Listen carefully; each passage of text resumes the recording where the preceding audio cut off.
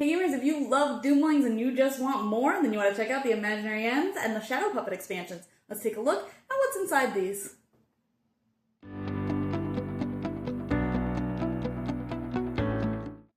In the Imaginary Ends variety expansion, there are 5 different types of cards that are introduced. There are Deeplings, Glitterings, and Moonlings, which are 3 different types of the Doomlings, and then Fuzzlings, which kind of combine all of those together, and then there are Magical Merchants, which we'll go over in just a second. So the Deeplings have a lot of different effects to suppress cards and hide them from your opponents. So to play, you must suppress one trait in your trait pile and then play another card, and see suppressing is flipping that card over, for example there. Glitterings are kind of random and have a lot more, like I said, randomness and leave a lot to chance. So one example, to play you must draw a card and reveal it. If it has no action, play it now. If it's dominant, discard the card along with this card. So you might get kind of screwed out of that card if you have an unlucky draw there. And then the Moonlings have abilities that kind of work really well with low gene pools. So if you typically are play in a way where you try to have a low gene pool, then that might work out pretty well for you. So one example here might be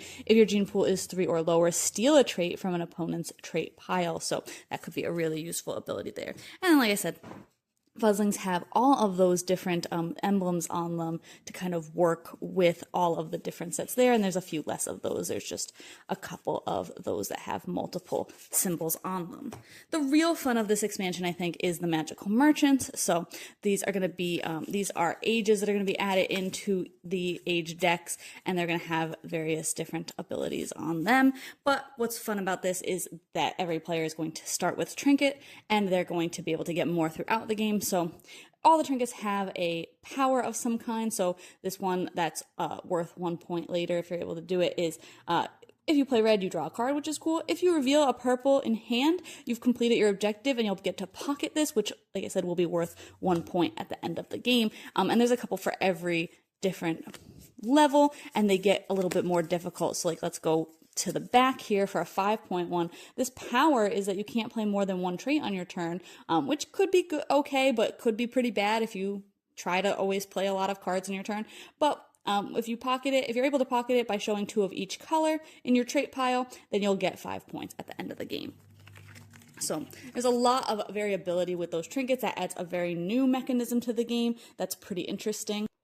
And then Shadow Puppets also introduces those Deeplings, Glitterings, and Moonlings, and Fuzzlings. So it has all the same kinds of symbols on those cards, which is why it works really well with Imaginary Ends, because you'll have more of those types that you can mix into your general Doomlings deck, and just gives you a little bit more variety overall, as well as some more of those ages there for a little bit more variety with those as well. So these work really well together. You could have them separately though as well, but if you like the mechanisms of these different types of Doomlings, then it might be worthwhile to add both in.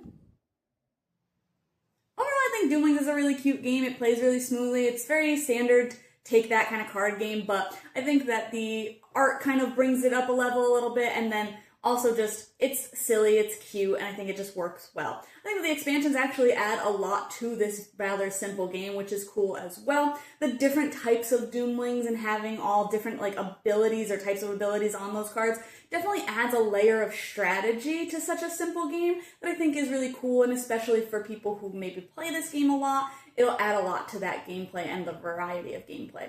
I think in particular the Magical Merchants add a ton to the game because you have this extra layer of different rules for every player, like, oh, if you play a red card, you get to draw a card. If you do this, you get that. Or some of the more higher level ones are more restrictive. If you are playing cards, you can only play 1. You can not play cards with traits on them or abilities on them, things like that. So there's definitely a lot of variability in those, and they are worth scaling points based on how difficult they are to kind of maneuver. So I do think that the trinkets and the Magical Merchants work really well, and those are a really fun addition. I definitely think that Imaginary Ends, of course, is the bigger expansion. It's got a lot more in it, so I definitely say if you're looking for a lot more change, start with that one. But the Shadow Puppets, like I said, has all the same symbols in it, so it's easy to add in as well.